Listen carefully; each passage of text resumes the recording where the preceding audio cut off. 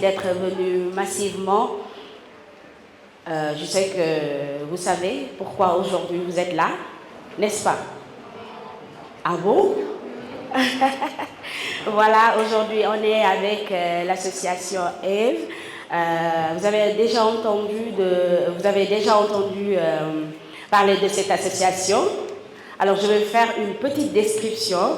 C'est une association à but non lucratif dont l'objectif est de promouvoir l'éducation des jeunes filles et notamment l'éducation autour des menstrues. D'accord? Voilà, tey dañ fi ñëw daje ak waa CM Bargny ak CM KIP Bargny ñu leen di jaajëfal ci ñi nga xamante ni ñëw ngeen ñëw teewee fii ñu dalal ñu ci médiathèque Abass Ndione ñu leen di jaajëfal bu baax tey nag dañoo ñëw waxtaan ak yéen association Eve moom moo am initiative bi association Eve benn association la boo xamante ni lépp loo xamante ni pour xale yu ndaw yi sama genre yu jigéen ñi ñoom ñëpp ngir promouvoir éducation wante waxtaan ak yéen ci cet ci wàllum gis mbaax yi nga xamante ni moom nga war a doxalee les mesures d'hygiène yooyu yëpp ñu nar ko waxtaanee. Avant de démarrer, nous allons accueillir Madame Simone Tine ku ñëw ci kër da ngay nuyoo moom moo ñu dalal ma leen di ñaan ngeen tàcc ko bu baax. Voilà, bienvenue à la médiathèque Abass Ndione de Bargny. Moi c'est Simone. Je suis la responsable de la médiathèque. Donc la médiathèque, elle a été fondée au mois de mai 2021 par une association comme Eve. Voilà, ce sont des fils et filles de Bargny qui se sont mobilisés pour créer une association au nom de Sunu Bibliothèque. Donc depuis mai 2021, je suis là avec une équipe. On travaille ici.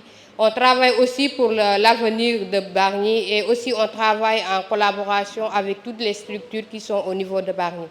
Voilà, donc normalement c'est la présidente de l'association Rokhaya Ndiaye qui devait faire le mot de bienvenue. Actuellement, elle a une urgence. Je pense qu'elle va faire le mot de la fin. Donc après, elle aura l'occasion de faire la présentation de l'association et de la médiathèque. Donc voilà, je vous dis merci et bienvenue, soyez les bienvenus ici à Bargny. Voilà, pour ceux ou celles qui sont venus pour la première fois, nous vous souhaitons la bienvenue. Merci. Merci à vous aussi, Simone. Sans plus tarder, nous allons remettre la parole à M. Ousseynou Gueye, qui va représenter certainement le principal du CM KIP Barrage. C'est ça? C'est ça, oui. Merci. Assalamu alaikum. Chers invités, chères autorités, bonjour, c'est M. Ousseynou Gueye. Je suis professeur de mathématiques et d'SVT au CM Bargny. Pour aujourd'hui, je suis venu représenter le principal du CM Bargny, M. Papa Mamadou Silla, empêché parce que présentement nous sommes en période d'évaluation. Ce sont les classes de 3e qui composent leur examen blanc. C'est la même chose aussi pour le CM KIP Barrage. La principale également, Madame Marguerite Wade, elle m'a chargé également de vous transmettre ses remerciements pour cette belle journée de sensibilisation. Alors, on va enchaîner avec M. Abdoulaye Gueye, le président de l'association Eve, pour son mot de bienvenue. En réalité, l'association Eve est une association qui regroupe des membres qui sont des leaders plus ou moins dans leur domaine d'activité. Ce sont de bonne volonté, des personnes pétries de qualité, pétries d'humanité, des personnes qui sont dotées d'un sens de responsabilité très élevé et qui sont conscientes de leurs responsabilités, qui se sont dit qu'on a des sujets aujourd'hui au Sénégal qui sont des sujets tabous et qui constituent un frein pour l'épanouissement des jeunes filles, pour le développement personnel des jeunes filles, pour la réussite des jeunes filles. Il faudrait peut-être qu'on essaye de voir comment faire en sorte de les prendre en charge, ces sujets-là, tabous, de faire un travail de sensibilisation, d'éducation pour qu'on puisse permettre justement à ces jeunes filles-là de pouvoir comprendre ces choses-là et de pouvoir vivre avec et de se développer personnellement et de réussir également dans leur vie. Et ces personnes-là aujourd'hui qui sont venues constituer la délégation, elles sont là. Hein, comme je vous ai dit, ce sont des femmes, des mamans, des tantes qui sont passées par là où vous êtes aujourd'hui et qui ont pu faire leurs études, qui ont pu également mener leur activité jusqu'à aujourd'hui connaître une réussite au niveau professionnel. Je suis aujourd'hui accompagné de Madame Moussouko Ndiaye que vous avez ici, qui est votre maman, votre tante, qui est expert comptable, qui est associée expert comptable dans un très grand cabinet au Sénégal et en Afrique. Vous avez Madame Fatou Mbalo Thiam, maître Fatou Mbalo Thiam qui est là, qui est notaire également, grand notaire aussi au Sénégal, qui est membre de l'association Ève et qui en est même la vice-présidente. On a Madame Magui Koulibaly qui est là, qui est la responsable digitale du groupe GFM, qui s'occupe de toute la communication digitale de GFM et particulièrement de Youssou Ndour. Mme Dorine Gueye qui est au fond, qui est la maître d'œuvre de cette organisation-là, qui est la secrétaire générale de l'association, elle aussi très connue dans le milieu des médias, qui est en train d'éditer une revue qui s'appelle Étoile africaine, qui met en valeur les hommes et les femmes africains qui réussissent dans leur domaine, n'est-ce pas, et qui essayent de les faire connaître, de les faire émerger. On a Mme Ngone Ngom, je ne sais pas où est-ce qu'elle est, qui est une grande journaliste également, que vous avez certainement connue, peut-être que vous êtes jeune, mais voilà, elle est là, qui présentait le journal télévisé de TFM également, qui est très connue et qui s'active beaucoup dans le milieu de la santé.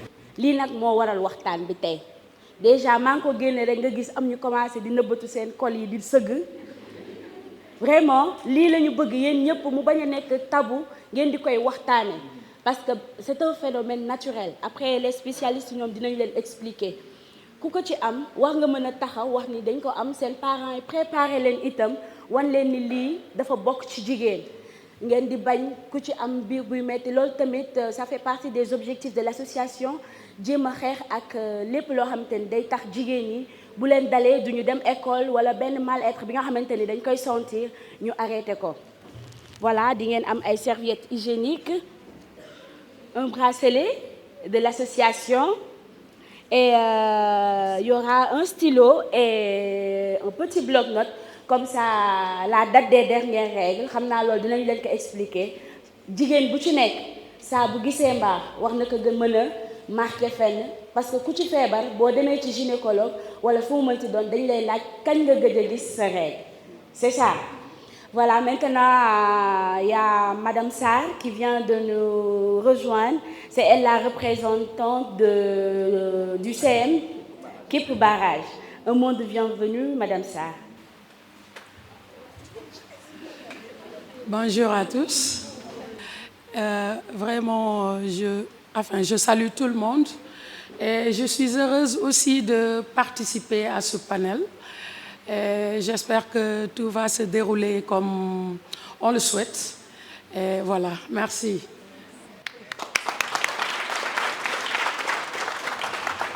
Merci beaucoup. Alors, pour le thème retenu, c'est les défis de la gestion de l'hygiène menstruelle en milieu scolaire. Nous allons aborder le sujet qui porte sur l'hygiène des menstrues. Wax na ko sànq, nous sommes des pères de famille avant d'être enseignants. Et chez nous, comme à l'école, nous avons nos jeunes filles. Les menstrues, il faut d'abord ñun ñëpp ñu nangu ne dafa bokk ci ñun ñuy woowe règle. Parfois sax bu ñu ko tuddee dañuy excuser wu parce que c'est un terme ba nga xamante ne duñ ko bëgg a dégg alors que c'est un phénomène naturel. Xale bu demee bay am 12 13 ans 14 ans dafa war a commencer di gis baax deret di génn ci yaramam et de manière périodique. C'est normal. Bu loolu amul ça veut dire que war na tiit war na xoolaat boppam xanaa dafa wéradi wala dafa feebar wala dafa am leneen lu ko dal. Loolu tax bu commencé dañu war a sant yàlla dañu wax alhamdulilah rabbil alamin parce que ça c'est un phénomène naturel. Xale bu jigéen bu commencé dugg ci cette période bu ñu wooyee la puberté dafa commencer am ay changements yu génn ci moom aussi bien pour chez la fille que chez l'homme tey jigéen ñi moo aye mais bu doon góor ñi aussi de façon naturelle dinañ gis ne ci yaram bi dinañ gis muy am ay changements mais bu dee ku jigéen ki ci yaram bi également dinañ gis muy changer dafay commencer di sax ay ween commencer aussi karaw di génn ci yenn partie intime yi ba pare nag chaque mois mu commencer di génn deret loolu laa wax ne c'est pas du théâtre mais c'est un phénomène qui est naturel bu yegsee rek dañu war a xam ne nag vraiment fi mu ne s'il vous plaît dugg nañ nag ci phase ba nga xamante ne vraiment day war ne wala fi ni ñu koy waxee maa ngi commencer nag di dugg ci phase u jànq waxuma nag dañuy jànqu dañuy dugg ci phase u jànq alors c'est une période où nous devons favoriser li ñu woowe la communication je l'ai dit tantôt chez nous surtout sax en milieu lébu c'est un sujet qu'on n'ose pas aborder nous on le fait à l'école mais j'avoue que si j'aborde le thème de la puberté dans le programme de 4e je fais tout sauf une leçon parce que les conditions ne sont pas réunies bon loolu nag bu ñëwee bu deret génnee deret du aussi vraiment la nga xamante ne dafay génn ci suñu organisme temps bi duñu ko may pour ñu ñëwaat ci yu bari mais bu xasee bay génne déjà wax na ko sànq dañ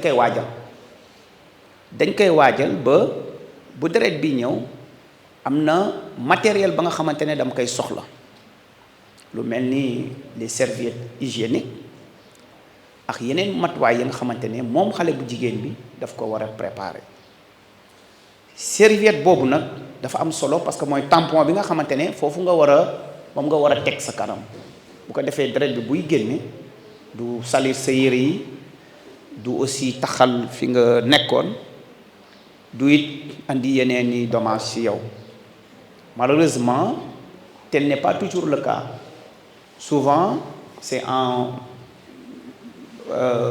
plein cours xale bi am surprise de sa vie parce que dafay jekki rek affaire bi commencé di ñëw et pourtant bu fekkoon ne préparé wu nañ mën nañ jël suñuy matuwaay yëpp ba buy ñëw dafa fekk vraiment ça ne pose pas autant de dommages.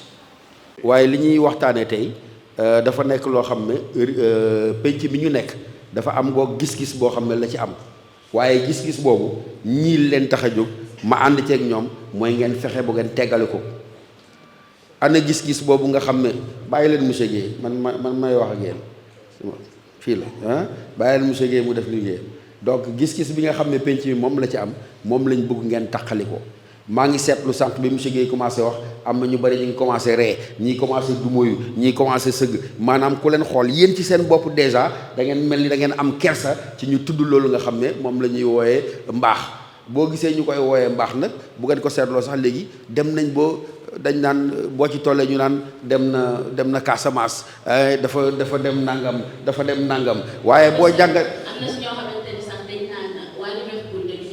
waa Liverpool dañuy ñëw voilà très bien waa ñu xonq ñeeg borom maye yu xonq yeeg donc loolu nekk loo xam ne leen waru leen koo nangu lu tax waru leen koo nangu parce que monsieur Guèye sànq junj na leen ko na muy amee ci yéen xëy na jeexital bi dafa newul benn jeexital bi muy am ci nga xam ne mooy xale yu góor yi waaye benn bi la daanaka waaye li ñu tax a jóg mooy ngeen xam ne loolu newul lu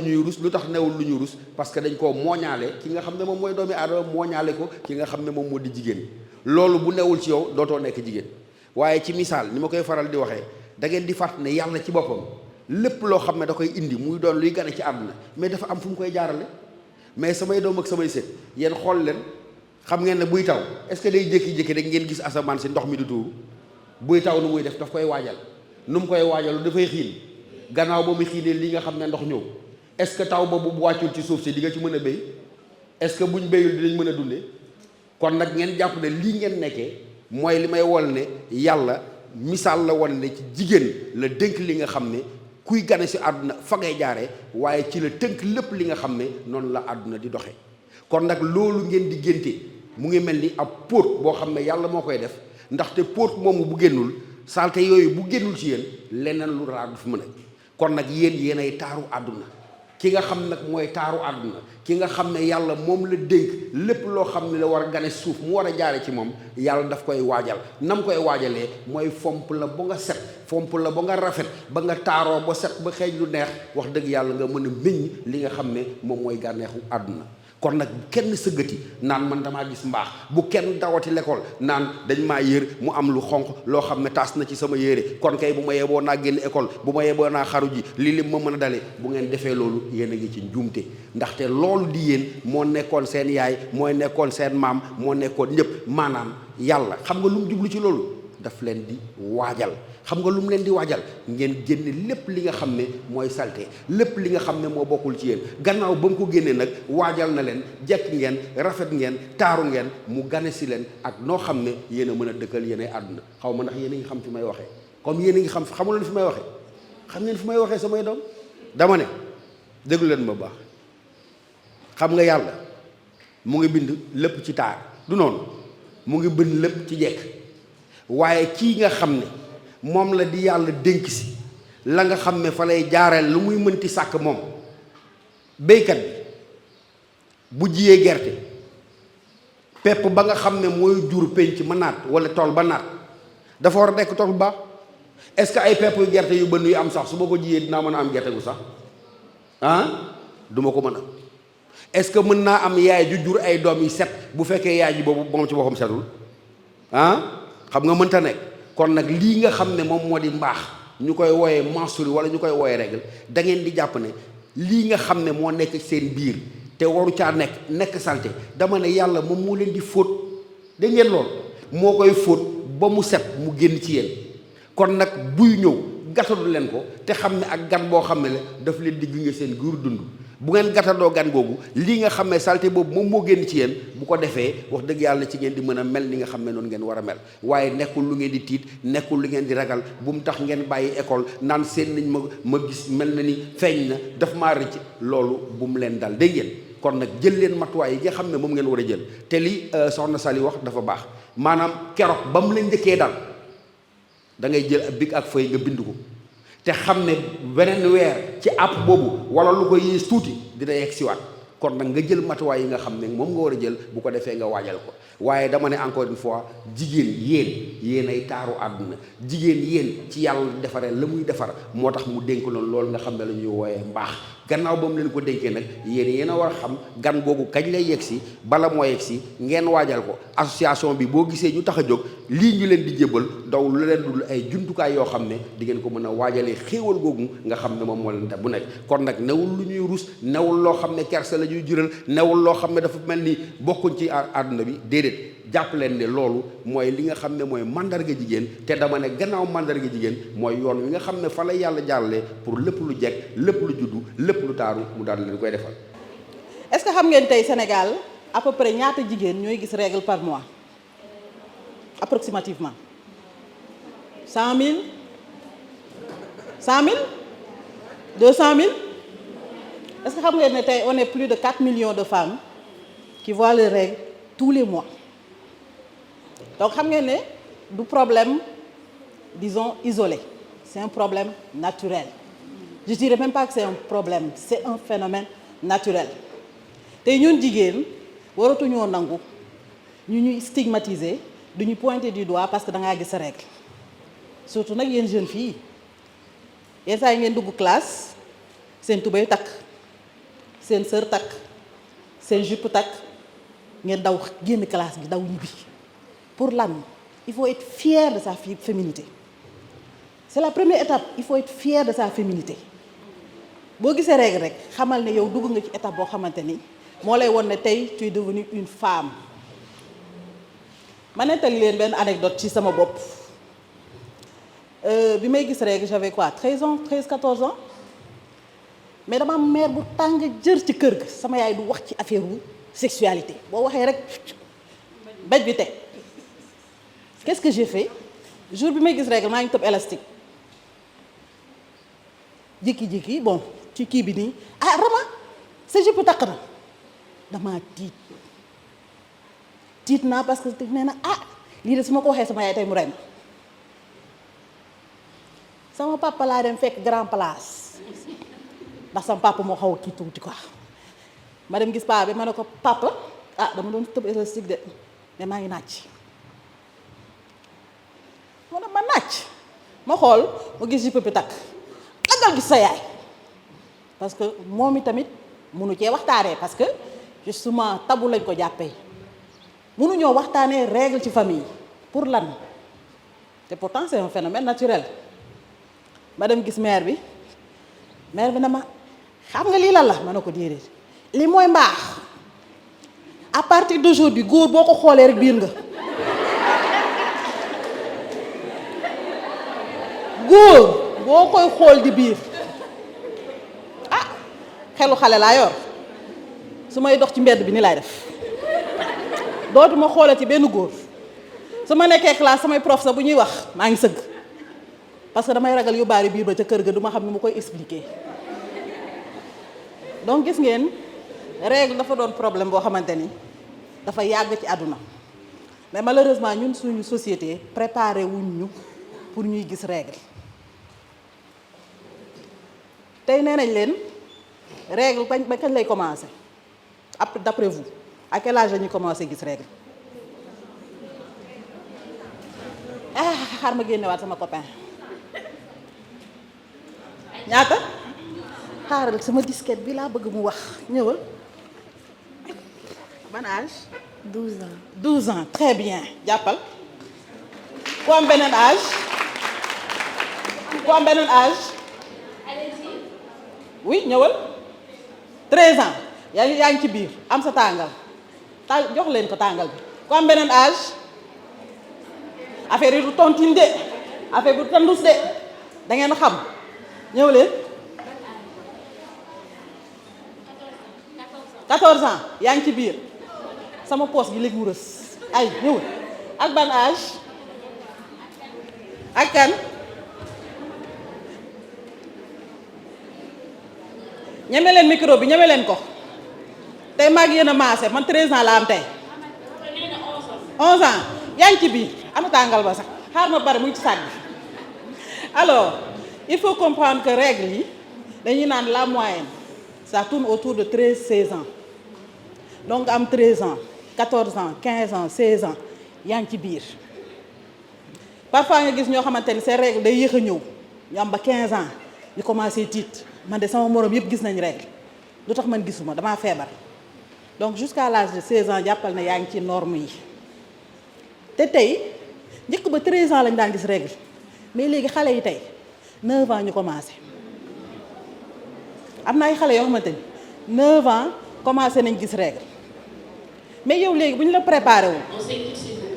bu ñu la préparé wu waxuñu la lan mooy règle nan ngay xamee nan ngay gérer sa règle yooyu parce que balaa ngay mën a gérer mbir da nga koy comprendre balaa ngay mën a gérer nit da nga koy xam mais yow mosuñu laa tuddal règle ci biir kër gi mosoo dox ba ci mbedd bi ba dégg ko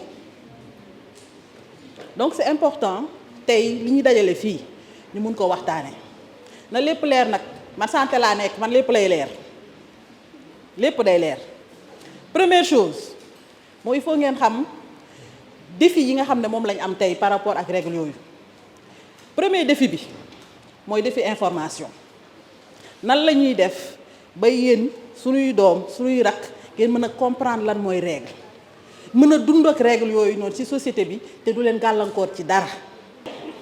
La première chose c'est quand on voit ces règles on doit se rapprocher d'un adulte mu expliquer na la lay def surtout nag première règle yi wax la fan ngay teg say tànk xam ngeen règle lay mel ni robinet bu ñu ubbi donc xam nga mënoo dox ci tali bi robinet bi di toog donc il faut nga gànnuwaayewu pour robinet boobu bañ la gàllankoor bu bañ a takk sa yére donc loolu mooy première étape bi deuxième étape bi mooy lan nga war a gànnuwaayewu tey avec l'association Eve am ngeen ay serviettes hygiéniques yoo xamante ne dañ leen koy doter pour au moins aider leen ci première phase bi mais serviette hygiénique dañ koy renouveler comprendre na nag que société bi yenn saay poos yi day rës boo demee ci yenn village yu reculé yi am na ay jànk yu fa nekk amuñu lu ñu jëndee serviette hygiénique donc dañuy utiliser ay tissu ay daggitu tissu mais xam nga luy problème bi daggitu tissu du daggitu tissu bu nekk nga war a mën a utiliser da ngay ut daggitu tissu boo xamante ne au moins boo koy utiliser dana set te du la indil feebar mu doon tissu coton parce que boo gisee serviette hygiénique ay coton la gisu leen benn serviette hygiénique boo xamante ne ab weñ la coton bu nooy nepp lay nekk parce que coton dafay absorber day mën a jël lu bari ci deret bi nga xam ne mooy génn ci yow. salaamaaleykum man leader bu mag la ku mu loo leen non bu mag nag non.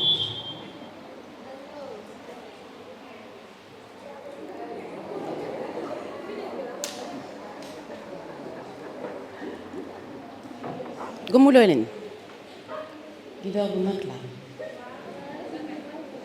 waaw ngeen baal ma nag je vais pas parler en wolof en français yéen ñëpp na ngeen war a dégg français lan mooy leader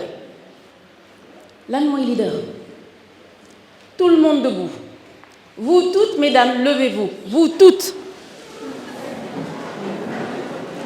et applaudissez-vous maintenant vous toutes.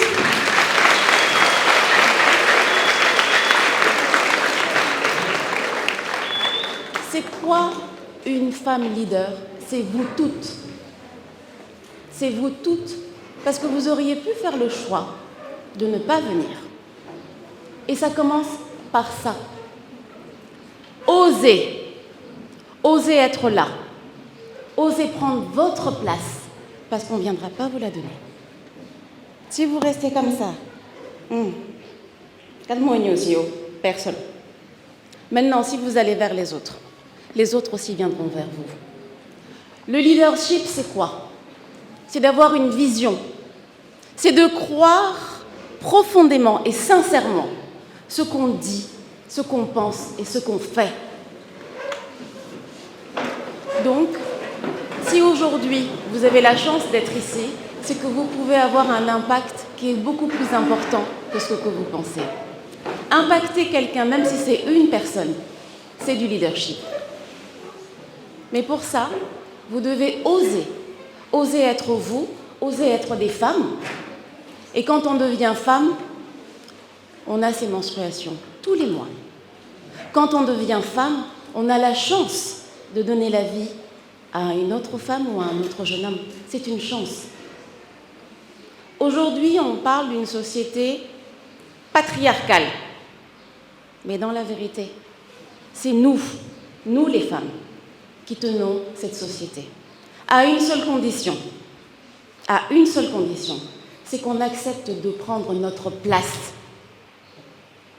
De ne pas attendre la permission, d'oser demander, d'aller chercher, de se former et de ne pas dégager la responsabilité sur quelqu'un d'autre.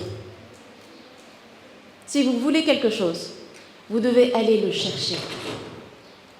Et qu'est-ce qu'on veut nous tous dans la vie? D'être considéré, d'être entendu, d'être écouté. Mais pour ça, vous devez prendre la parole. Si vous pensez que votre parole intérieure, elle est assez forte pour qu'on l'entende de l'extérieur, non. Si vous avez aujourd'hui des règles douloureuses, dites-le. Si vous avez vos règles, parlez avec vos parents. Parlez avec vos amis. Parlez avec vos sœurs. Parlez avec vos tantes. Parce qu'il n'y a que comme ça que vous saurez.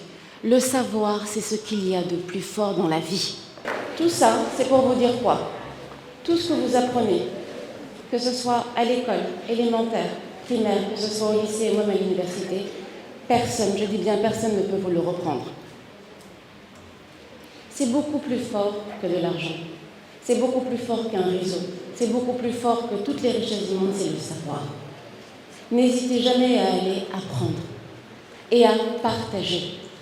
Si vous avez une voix, portez-la. Ça réveille, hein? Ah oui.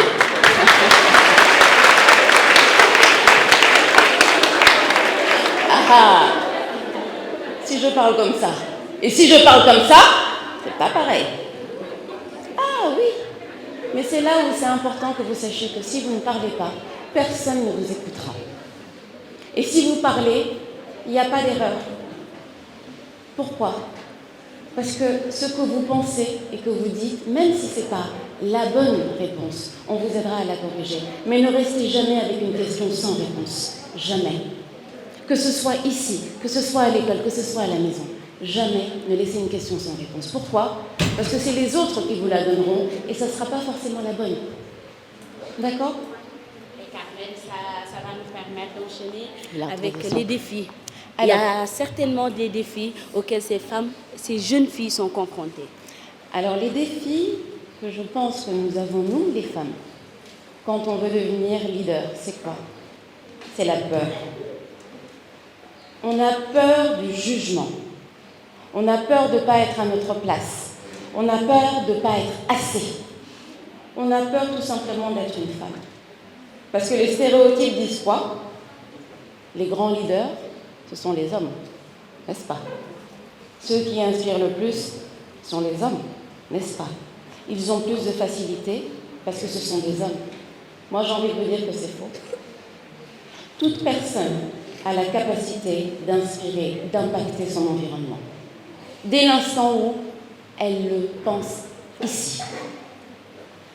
Si vous pensez que ce que vous faites, vous le faites avec authenticité, avec bienveillance, ça n'a pas de sexe, ça n'a pas de genre. D'accord? Donc ça, c'est la première chose. Osez être vous-même. N'ayez pas peur des préjugés, parce que si vous êtes là, c'est que vous êtes à la bonne place. Vous êtes à la bonne place. N'attendez pas qu'on vous la donne. Prenez-la. Si vous voulez être présidente, on vous attend. On vous attend. Il n'y a aucune raison que ça ne puisse pas se passer, parce que c'est ici. Ce que je décide, je le crée. Et si vous avez décidé d'avancer, vous allez avancer.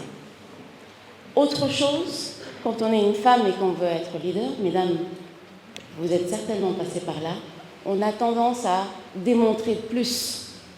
On a tendance à venir faire plus que les hommes pour avoir plus de crédibilité. Pas à cause de nous, à cause de l'environnement autour de nous. On a d'autres difficultés parce qu'on est des femmes et on est belles. Merci mon Dieu, on est toutes belles.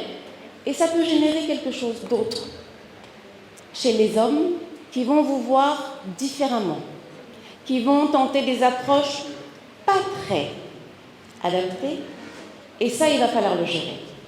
Vous ne devez pas éteindre votre féminité, votre beauté, à cause de ces relations-là qui vont être à l'école, qui vont être dans le cadre du travail, qui vont être dans les relations sociales.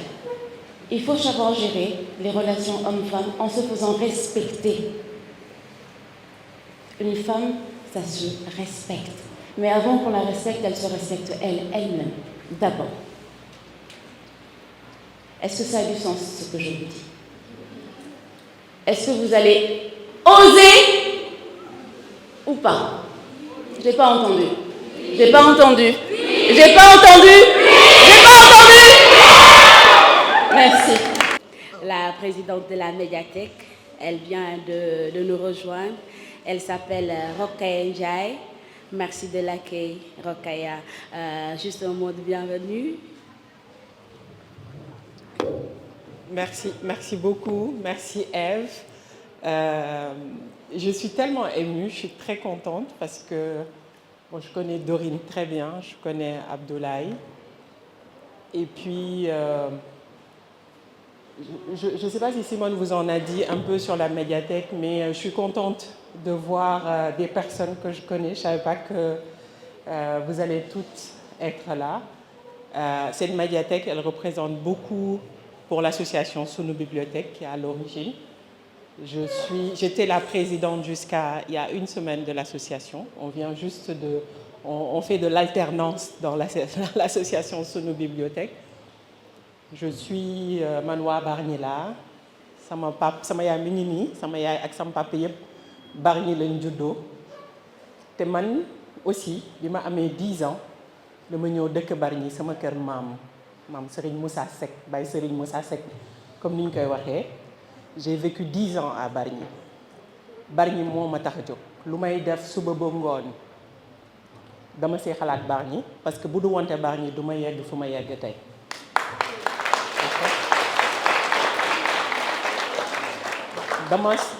dama si màggee j'ai grandi là-dedans parce que muy sam papa muy sam yaay ñoom ñaar ñëpp dañu nekkoon adjoint maire u Bargny ils ont donné toute leur vie à Bargny donc ma xam fu leen Bargny féete yàlla may ma yegg fu ma yegg tey ma xam te li ma am dama ko war a bokkante ak waa Bargny loolu moo tax tey waa Ève ñëw fi tey te maa ngi leen di gërëm li ngeen def xamu leen lu mu toll si man samay doom ñu ngi fii nii toog dama leen yee fajar man leen foog ngeen dem tey Bargny parce que samay doom seen âge la ñu am ils ont 14 et 12 ans fi ngeen toll foofu lañ toll te bi ma tolloo fan yi at yi yëpp dama ne man samay doom am nañ chance parce que dinaa toog expliquer leen nu ñuy def bu ñu tolloo war a am seen règle mais am na ñoo xamante ne amuñu chance boobu naka laa mën a def yàlla dogal na ñu am lu toll ni médiathèque bi ma ne naka laa mën a def pour que médiathèque bu Bargny jigéen ñi xale yi ñu mun a am lu tel ni lu ñuy def nii tey boo amee dogal yàlla daf la siy jàppale bi ma Dorine di woo di ma proposer loolu xamul woon ne man contacté woon naa déjà beneen association pour def événement bu mel nii si médiathèque bi pour que les jeunes filles de Bargny et les jeunes hommes li nga doon wax léegi góor ñi dañu waroon toog fii tey comprendre lii mais yàlla yemul ci benn je pense que ne dinañ am beneen opportunité pour que les garçons puissent vous entendre. Je racontais à Dorine, je regardais une publicité en Inde sur les menstruations. Et qu'est-ce qu'ils ont fait? Ils ont fait une publicité avec des jeunes garçons. Que dans les familles, c'est les garçons, la maman va lui dire, ta sœur a ses règles. Damal boutique ba nga jëndal ko ay ses couches. Le garçon va dire, moi? Presque bëgg a dugg ci suufu table bi yàlla tere. Et la maman dit, tu vas le faire. Bu demee boutique ba buy jënd rek les couches pour sa sœur, les serviettes hygiéniques, boutiquier bi am na sutura.